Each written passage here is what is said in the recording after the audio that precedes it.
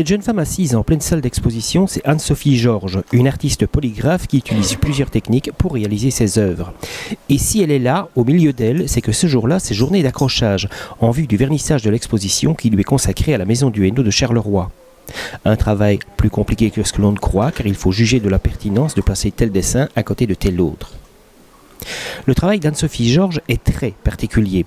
En voyant ses œuvres de loin, on a l'impression d'une grande spontanéité, mais en s'approchant, on découvre un travail minutieux et rigoureux. La spontanéité, c'est dû à la tâche, donc c'est l'aspect du hasard qui intervient dans le travail.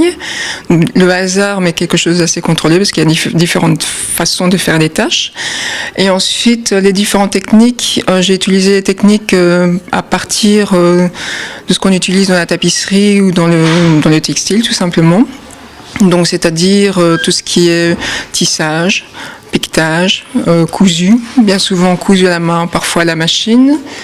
Il y a des découpes, en fait j'appelle ça plutôt une grille, parce qu'en fait d'abord ma réflexion c'était, au départ je faisais de la peinture, donc c'était une recherche par rapport au support, donc le châssis, la toile, puis après le papier, et tout mon travail tournait autour de la fibre.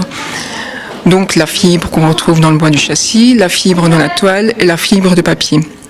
Donc voilà, donc petit à petit, quand mon travail a commencé à évoluer, donc je suis arrivée avec différentes techniques qu'on retrouve dans la tapisserie et dans le textile. C'est tout un travail de finesse et en même temps qui demande beaucoup de temps. Donc il y a l'aspect du temps qui apparaît dans le travail, même s'il n'est pas très voyant. Enfin,